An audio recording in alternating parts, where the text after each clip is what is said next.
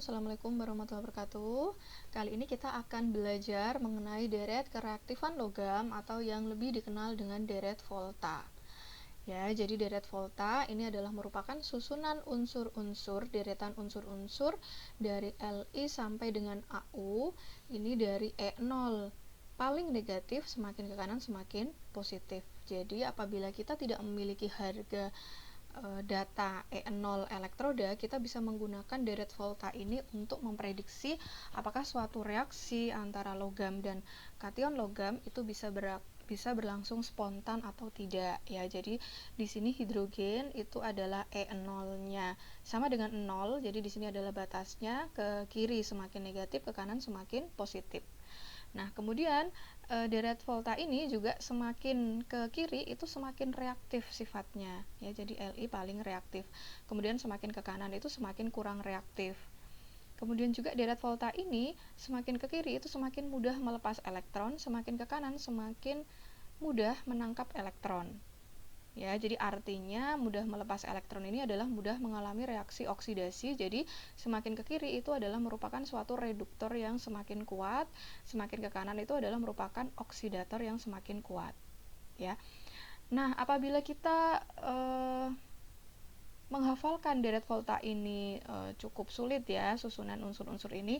Nah, di sini ada jembatan keledai yang membantu kita, memudahkan kita untuk mengingat ya. Jadi ini singkatannya adalah: lihat kala bapak sering campur nangka, mangga, alpukat, makan minum zaman krisis.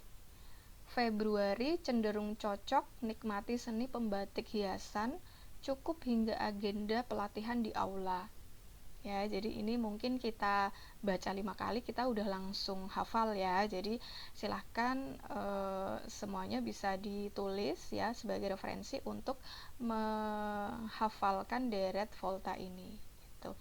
Nah, kemudian kita akan mencoba contoh soal untuk menggunakan deret volta dalam menyelesaikan soal ini ya. Tentukan apakah reaksi berlikud dapat atau tidak dapat berlangsung spontan pada kondisi standar. Dapat berlangsung pada kondisi standar ini artinya adalah ditanyakan apakah reaksi tersebut itu bisa berlangsung spontan atau tidak. Nah, di sini kita lihat, di sini yang direaksikan adalah Mn, ini berarti kalau seperti ini artinya solid ya. Ini adalah larutan menjadi Mn larutan dan ini Ni adalah solid. Nah, apakah reaksi ini bisa berlangsung? Nah, kita lihat.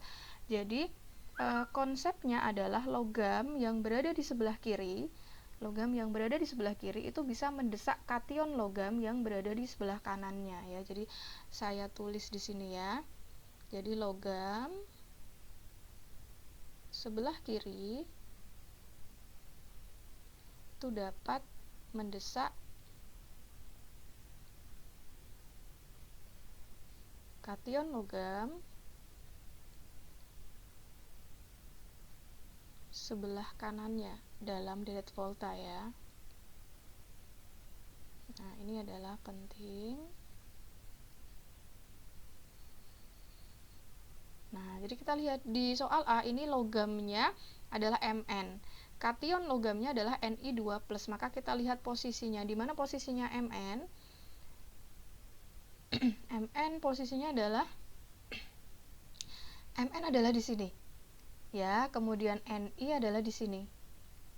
Ya, jadi di sini Mn posisinya lebih kiri, berarti artinya logam Mn itu bisa mendesak Ni untuk mengendap ya. Jadi Mn ini artinya adalah lebih reaktif.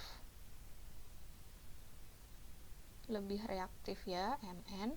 Jadi ini adalah dapat berlangsung spontan.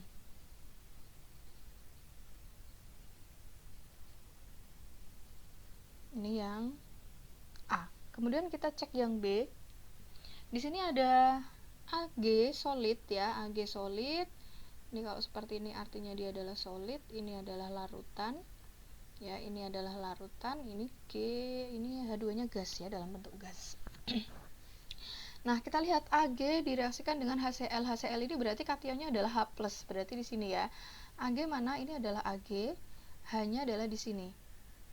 Ya, jadi kationnya di sini kationnya H+ adalah lebih kiri.